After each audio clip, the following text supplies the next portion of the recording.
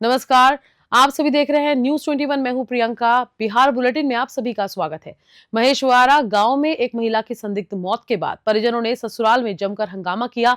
तोड़फोड़ के बाद घर में आग लगा दी। पुलिस ने मौके पर पहुंचकर स्थिति को काबू में लिया और शव को पोस्टमार्टम के लिए भेजा। महेशवाड़ा गांव में सुशील कुमार की पत्नी रूपा कुमारी ने कथित रूप से सुसाइड कर लिया।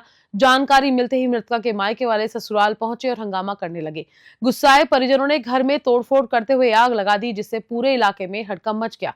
स्थानीय पुलिस ने स्थिति को संभालते हुए शव को कब्जे में लिया। मामले की जांच जारी है। थाना प्रभारी मनोज कुमार ने बताया कि जांच के बाद कार्रवाई की जाएगी। महिला की मौत के पीछे की असली वजह पुलिस जांच के बाद सामने आएगी। मुजफ्फरपुर से मणिभूषण शर्मा की रिपोर्ट। घटना घटना यही हुआ था कि वो जो लड़की थी वो फांसी लगा करके मर गई। अच्छा। ठीक है, फांसी लगा करके मर गई। और जितना भी उनका गांव परिवार का लोग था, जितना भी उनका रिश्तेदार था, सब लोग यहाँ आकर के और यहाँ पे धांधली किया, घर में आग लगा दिया, लूटपाट भी किया। जो भी गहना था वो सब लूट करके ले गया। करीब 5 लाख का गहना था, उसमें सब लूट करके ले गया। और जितना भी नलका था, कल था, सब तोड़ करके ले गया। और जितना भी यहाँ पर आदमी था उसको मारा भी, पीटा भी। जितना मवेशी था सबको खोल करके भगा दिया। तो कौन लोग भगा दिया था? वही उन लड़की वाले के लोग। अच्छा। मम्मी पापा चाचा उसका जो भी थे परिवार के लोग सब आए थे यहाँ पे। ठीक है, इसके बाद यहाँ आकर के इधर देखिए, इधर थोड़ा साइड होइए, थोड़ा इधर फोकस कीजिए। ये सब जला करके इसके बाद जितना भी लड़का लोग आए थे सब दारू पी करके आए थे और गाली गलौज सब कुछ किए। ठीक है, गाली गलौज करने के बाद यहाँ तक की धमकी दिए जा रहे थे कि मारेंगे पीटेंगे, जो आ जाएगा उनको खून भी कर देंगे, गोली भी मार देंगे। और कट्टा के साथ में आए थे वो लोग। अच्छा, फांसी क्यों लगाया था? फांसी लगाया था इसके लिए कि वो पारिवारिक मैटर था, उसका मानसिक तनाव था। वो औरत थी ना, वो थोड़ा ज़्यादा टाइट माइंड के आदमी थी, इसके चक्कर में वो फांसी लगा ली। और दूसरा नंबर ये भी था कि उसको प्रेग्नेंट लगभग 4 साल या 5 साल ऐसे करीब कुछ हो गया था शादी का, और ऐसे प्रेग्नेंट नहीं हो रही थी, इसके कारण वो फांसी लगा ली। जिले के नारायणपुर प्रखंड स्थित भवानीपुरा थाना क्षेत्र के बलाहा गांव में इमामबाड़ा के पास दो पक्षों के बीच जमकर पत्थरबाजी हुई। दोनों पक्षों ने एक दूसरे पर ईंट और पत्थर बरसाए, जिससे करीब 1 घंटे तक इलाके में तनाव की स्थिति बनी रही। पत्थरबाजी में दोनों पक्षों के कुल 14 लोग घायल हो गए। घटना के बाद स्थानीय पुलिस भवानीपुर थाना की टीम मौके पर पहुंची और स्थिति को नियंत्रण में लिया। घायल लोगों को प्राथमिक उपचार के लिए प्राथमिक स्वास्थ्य के नारायणपुर भेजा गया, जहां से 2 गंभीर घायलों को बेहतर इलाज के लिए मायागंज अस्पताल भागलपुर रेफर कर दिया गया। विवाद के कारण दोनों पक्षों ने अलग अलग आरोप लगाए हैं। वहीं सरपंच प्रतिनिधि अब्दुल रहमान ने चिकित्सकों पर ओपीडी में देर से पहुंचने का आरोप लगाया, जिससे घायलों को समय पर इलाज नहीं मिल सका। पुलिस ने मामले की जांच शुरू कर दी है। भागलपुर से राहिल सिद्दीकी की रिपोर्ट। मुख्यमंत्री नीतीश कुमार 20 फरवरी को अपनी प्रगति यात्रा के दौरान नालंदा जिले के बींद, सिबैत, धरहरा, नालंदा मोड़ और नानंद गांव पहुंचेंगे। इस दौरान वे इन क्षेत्रों में चल रहे विकास कार्यों का जायजा लेंगे। मुख्यमंत्री के आगमन को लेकर स्थानीय प्रशासन ने तैयारियां पूरी कर ली हैं। मुख्यमंत्री नीतीश कुमार नालंदा जिले के अपने गृह क्षेत्र में विकास कार्यों का निरीक्षण करेंगे और क्षेत्रवासियों से संवाद करेंगे। विशेष रूप से धरहरा में शशि कुमार द्वारा मनरेगा योजना के तहत खेल मैदान का निर्माण किया जा रहा है, जिसे मुख्यमंत्री द्वारा देखा जाएगा। मुख्यमंत्री की यात्रा को लेकर स्थानीय लोग और प्रशासन पूरी तरह से तैयार है और ये यात्रा क्षेत्र के विकास को लेकर महत्वपूर्ण मानी जा रही है। नालंदा से राकेश कुमार की रिपोर्ट। बड़ी दुर्गा स्थान श्री संयुक्त समिति द्वारा श्री 108 नव दुर्गा का 6वां वार्षिक उत्सव बड़ी धूमधाम से मनाया गया। नव दुर्गा की प्राण प्रतिष्ठा के 6वें वर्ष पूर्ण होने के उपलक्ष्य में मंदिर परिसर में इस अवसर पर विशेष धार्मिक आयोजन किए गए। समारोह के दौरान दुर्गा सप्तशती का पाठ, हवन, कन्या पूजन और शाम को मां दुर्गा को 56 भोग अर्पित किया गया। महाआरती के बाद श्रद्धालुओं के बीच प्रसाद वितरण किया गया। कार्यक्रम का प्रमुख आकर्षण सांस्कृतिक कार्यक्रम था, जिसमें पटना, देवघर और बंगाल के कलाकारों ने अपनी प्रस्तुति दी। दीप प्रज्वलित कर इस सांस्कृतिक कार्यक्रम की शुरुआत हुई, जिसमें कलाकारों ने गणेश वंदना के साथ कार्यक्रम का आरंभ किया। इस अवसर पर श्रद्धालुओं ने मां दुर्गा की जयकारों के साथ कार्यक्रम का आनंद लिया और शहर भर में मां दुर्गा के जयकारे गूंजते रहे। इस कार्यक्रम में बिहार के डिप्टी सीएम विजय कुमार सिंह भी पहुंचे और नव दुर्गा माता का दर्शन किया और आशीर्वाद लिया। लखीसराय से संतोष कुमार गुप्ता की रिपोर्ट। दरौंदा के ढोलकिया पुल के पास उत्कर्ष स्मॉल फाइनेंस बैंक के कर्मी से अपराधियों ने 60,000 रुपए लूट लिए। जानकारी के अनुसार फाइनेंस बैंक का कर्मी संतोष कुमार छपरा से पैसा वसूल कर दरौंदा स्थित बैंक आ रहा था। तभी बाइक पर सवार 2 अपराधियों ने उसे घेर लिया और लूट की घटना को अंजाम दिया। अपराधी लूट के बाद छपरा की दिशा में भाग गए। अभी दिलचस्प ये है कि इस घटना से कुछ ही दूरी पर 112 पुलिस की टीम तैनात थी, लेकिन पुलिस उनकी गिरफ्तारी में नाकाम रही। फाइनेंस कर्मी ने यह भी बताया कि अगर पुलिस सक्रिय रहती तो आरोपियों को पकड़ा जा सकता था। घटना के बाद दरौंदा और रसूलपुर थाने की पुलिस ने सीसीटीवी कैमरों की जांच शुरू कर दी है। सिवान से गगन पांडे की रिपोर्ट।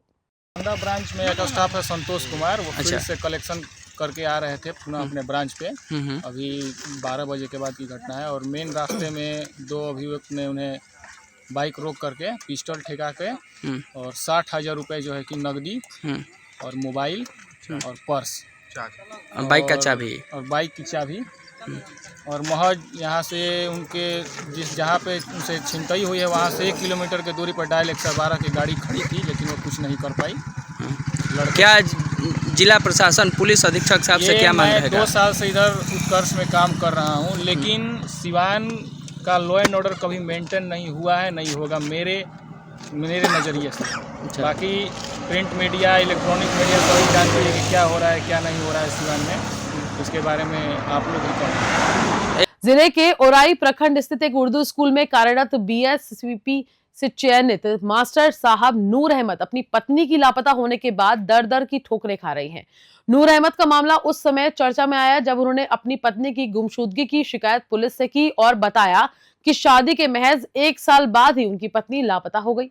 नूर अहमद ने बताया कि उन्होंने प्रेम प्रसंग के बाद शादी की थी। हालांकि शादी के बाद उनके बीच अनबन की स्थिति बनी रही। 2 जनवरी को साहिबा अपने मायके चली गई और वापस आने से मना कर दिया। उसके बाद नूर अहमद ने पुलिस की जांच से अपनी पत्नी को ससुराल से बरामद किया, लेकिन पत्नी ने तलाक की मांग की। इसके बाद भी पत्नी कई बार नूर अहमद के पास आई और फिर चली गई। अब नूर अहमद का कहना है कि वे अपनी पत्नी की तलाश में दर दर भटक रहे हैं, क्योंकि अब वो न तो अपने मायके में है और न ही उनके संपर्क में है। जब उन्होंने ससुराल वालों से पत्नी के बारे में पूछा तो कोई संतोषजनक जवाब नहीं मिला। मुजफ्फरपुर से मणिभूषण शर्मा की रिपोर्ट। राज्य के मंत्री सुमित सिंह ने हाल ही में जिले में हुए सांप्रदायिक तनाव के बाद कड़ी प्रतिक्रिया व्यक्त की है।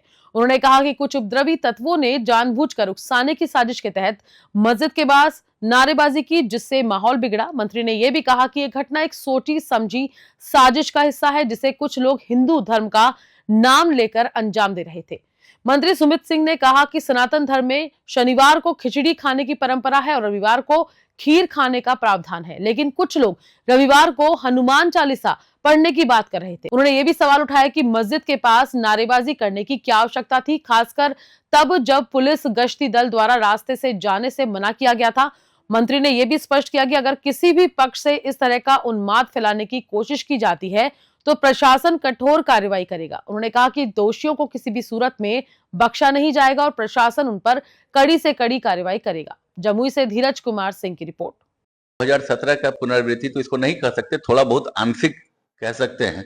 कुछ उपद्रवी तत्वों के द्वारा इस तरह की घटना को अंजाम दिया गया है और ये हुआ जानबूझकर उकसाना। हमें समझ में नहीं आता कि जब वो चुनाव लड़ते हैं तो जात की राजनीति करते हैं, बाहर जाते हैं तो हिंदुत्व की बात करते हैं।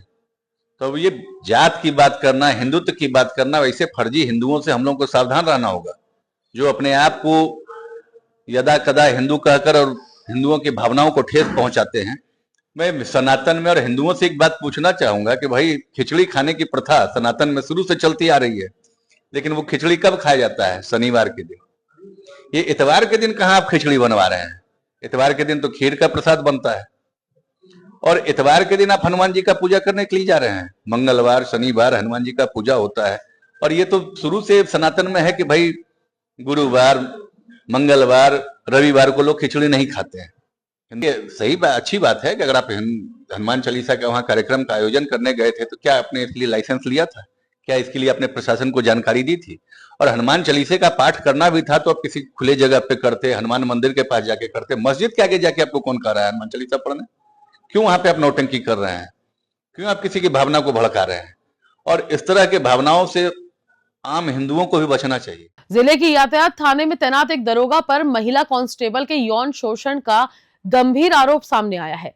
पीड़िता महिला कांस्टेबल ने आरोप लगाया है कि दरोगा ने शादी का झांसा देकर महीनों तक उसका यौन शोषण किया। जब महिला कांस्टेबल ने शादी का दबाव डाला तो दरोगा ने उसे धोखा देते हुए शादी करने से साफ मना कर दिया और थाने से फरार हो गया। इस मामले के बाद पीड़ित कांस्टेबल ने महिला थाने में आवेदन देकर दरोगा के खिलाफ प्राथमिकी दर्ज कराई।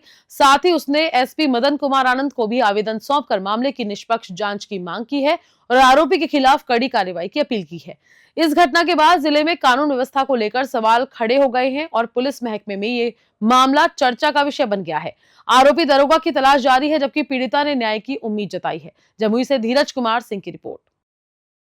जिले के दिनारा थाना क्षेत्र के धरगंदा गांव में 2 मासूम बच्चों की हत्या के सनसनीखेज मामले में पुलिस ने मामी और नानी को गिरफ्तार किया है। विक्रमगंज एसडीपीओ कुमार संजय ने बताया कि ये घटना रिश्तों को तार तार करने वाली है। पुलिस के मुताबिक पंडरिया की खुशबू कुमारी अपने 2 बच्चों के साथ मायके आई थी, जहां उसकी भाभी नेहा देवी और चाची गुलाबू देवी के बीच विवाद चल रहा था। 7 फरवरी 2025 को नेहा देवी ने खुशबू के 3 माह के बच्चे को पटक कर मार डाला, जबकि दूसरे बच्चे को 14 फरवरी 2025 को दूध में जहर देकर उसकी हत्या कर दी। पुलिस ने त्वरित कार्रवाई करते हुए दोनों आरोपियों को गिरफ्तार किया है। एसडीपीओ कुमार संजय ने बताया कि दोनों महिलाओं ने हत्या में अपनी संलिप्तता स्वीकार कर ली है। ये घटना पूरे इलाके में चर्चा का विषय बन गई है और लोगों को स्तब्ध भी कर दिया है। पुलिस मामले की गहराई से जांच कर रही है और आरोपी महिलाओं के खिलाफ कठोर कार्रवाई की जा रही है। रोहतास से रमन किशोर चौबे की रिपोर्ट। दिनांक 15/2/25 को वादी शैलेंद्र सिंह पिता सुरेश सिंह ग्राम पड़रिया थाना भानस जिला रोहतास ने एक लिखित आवेदन दिया कि उनके पुत्र सत्यम कुमार 3.5 वर्ष करीब उम्र को जहर देकर मार दिया गया है और उन्होंने शंका व्यक्त किया कि उनके साला की पत्नी नेहा देवी और उनके साला इन दोनों की संलिप्तता इसमें हो सकती है। इस कांड का अनुसंधान प्रारंभ किया गया, जिस संबंध में दिनारा थाना कांड संख्या 6325 दर्ज किया गया। जिले के हरनौत थाना क्षेत्र के नियामतपुर गांव में 62 वर्षीय बुजुर्ग राजदेव पासवान की संदिग्ध हालत में मौत हो गई। परिवार वालों ने हत्या का आरोप लगाया है, जबकि पुलिस इस आरोप से इनकार कर रही है। परिजनों के अनुसार गौतिया के लोगों ने राजदेव पासवान की लाठी डंडे से मारपीट की, जिसके बाद उन्हें गंभीर अवस्था में पावापुरी मेडिकल कॉलेज में भर्ती कराया गया। हालात गंभीर होने के कारण उन्हें पटना रेफर किया गया था, लेकिन रास्ते में ही उनकी मौत हो गई। घटना की सूचना मिलने पर वह दिल्ली से गांव लौट रहा था। हरनौत थाना अध्यक्ष अमरदीप कुमार ने बताया कि डायल 112 को सूचना मिली थी कि एक बुजुर्ग को अपने घर के पास गिरे हुए देखा गया। इसके बाद पुलिस ने उसके इलाज के लिए अस्पताल भेजा, जहां से बाद में उन्हें पीएमसीएच रेफर किया, लेकिन रास्ते में उनकी मौत हो गई। शव के पोस्टमार्टम के लिए बिहार शरीफ सदर अस्पताल भेजा गया। पुलिस पूरे मामले की जांच कर रही है। उस पोस्टमार्टम रिपोर्ट आने के बाद मौत के कारणों का खुलासा किया जाएगा। नालंदा से राकेश कुमार की रिपोर्ट। बिहार बुलेटिन में फिलहाल इतना ही। नमस्कार।